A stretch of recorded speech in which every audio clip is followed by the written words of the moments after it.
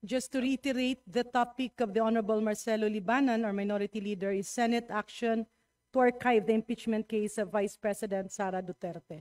Mr. Speaker, distinguished Minority Leader, yung po bang sinabi ng Korte Suprema ay are we being precluded to initiate impeachment complaints, or we're just being taught on how to file a correct impeachment complaint by complying with procedural steps? Tayo po ba'y binabawalan talaga ng Korte Suprema o tayo tinuturuan lamang kung paano maghain ng tamang impeachment complaint? Before the Minority Leader responds, since the question of the Honorable Marcoleta is directed towards the action of the 19th as well as the 20th Congress, may we request the Senior Deputy Majority Leader to respond? Madam Speaker, we appreciate the exchange of the gentlemen regarding the impeachment as well as the decision of the Supreme Court. May I be allowed to raise a point of order, Madam Speaker?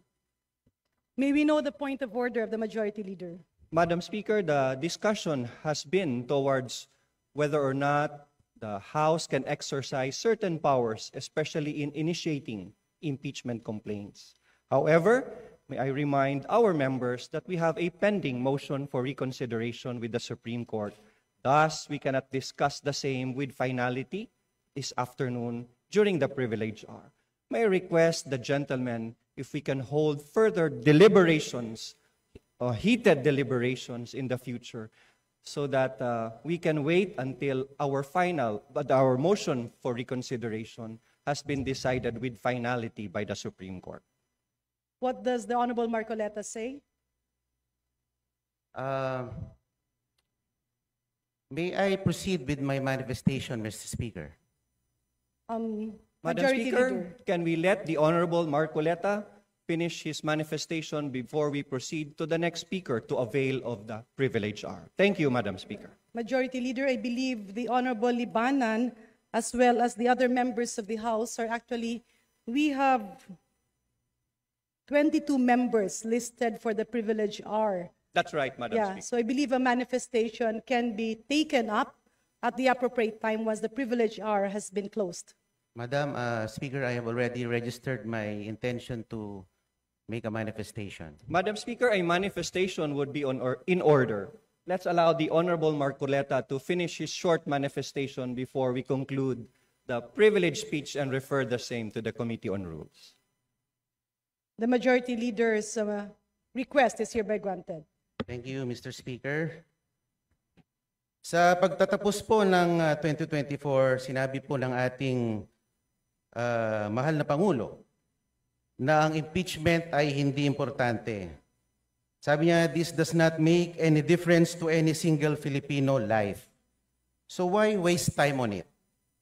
And despite the admonition of the President, the House, through one-third vote, transmitted the articles of impeachment to the Senate. Why didn't we heed the call of the President? Why did the HRR defy the President's pronouncement? Gusto ko lang pong malaman kung bakit ganon. Parang hindi natin sinusunod ang mga pahayag ng ating Pangulo. Before the Honorable please proceed. Opo. At nung July 25, the Supreme Court, sabi nga nila, inilang dineklara ng articles of impeachment ay unconstitutional at void ab initio. At pagkatapos noon ay nakarinig tayo ng mga pahayag mula sa House members na tila baga tinatakot ang ating mga maestrado na pwede kayong ma-impeach din tulad ng Vice President. And despite the motion for reconsideration submitted, the Supreme Court, through a press briefer, reiterated that the decision is immediately executory, notwithstanding the MR. And the Senate accordingly adhered to the decision by archiving the articles of impeachment. So ang tanong ko lang po why the continued defiance on the part of the HOR? Parang tayo po ay tila nagmamatigas. Samantalang ang Korte Suprema at ang ating co-equal body ng Senado ay tumalima na sa sinabi ng ating Korte Suprema.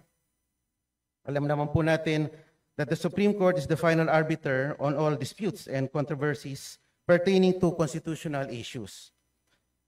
And the decisions released by the Supreme Court form part of our legal framework, form part of our legal system sa ating bansa.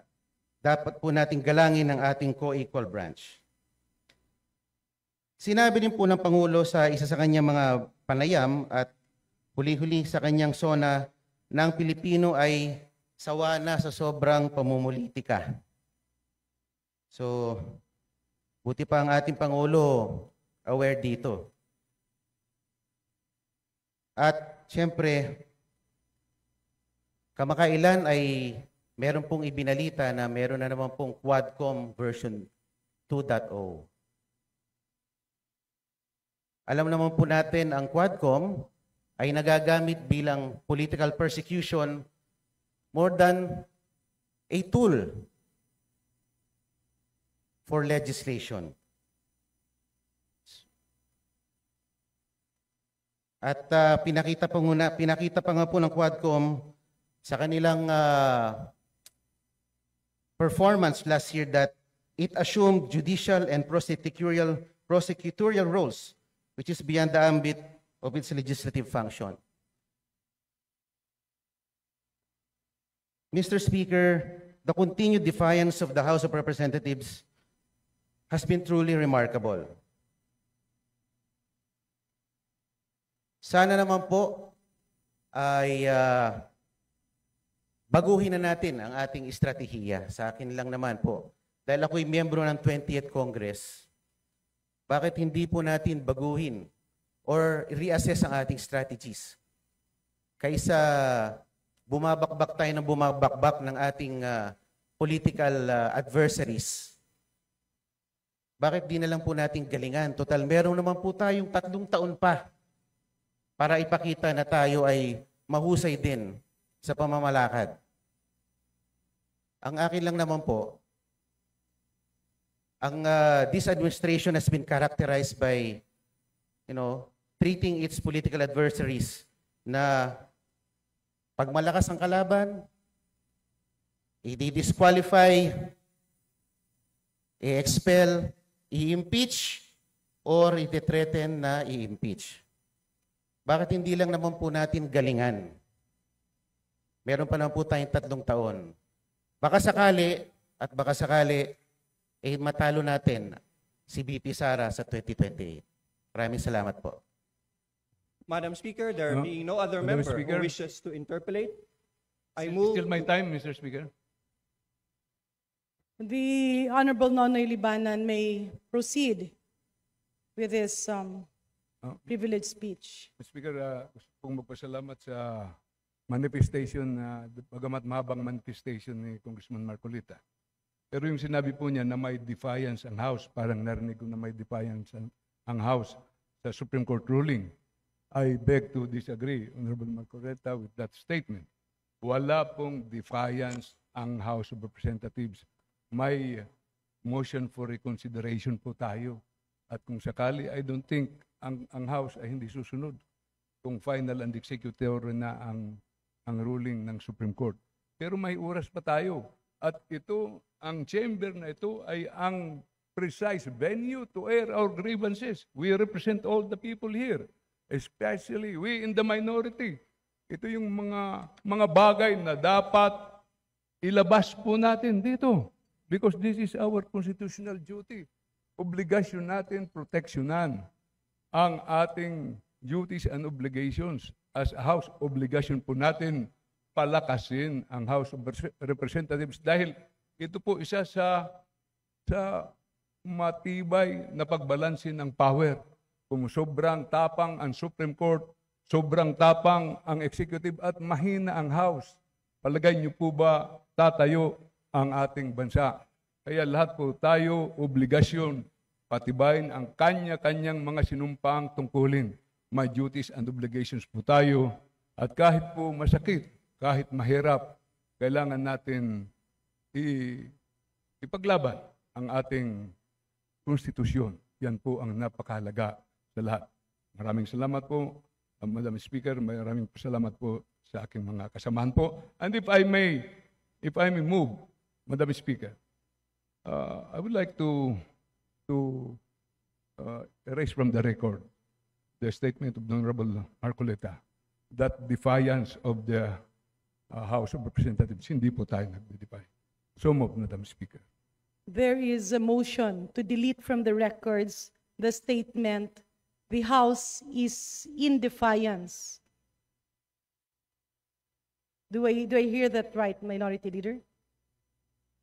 So any attribution to the statement of the Honorable Marcoleta stating that the House is in defiance of the Supreme Court ruling is hereby deleted.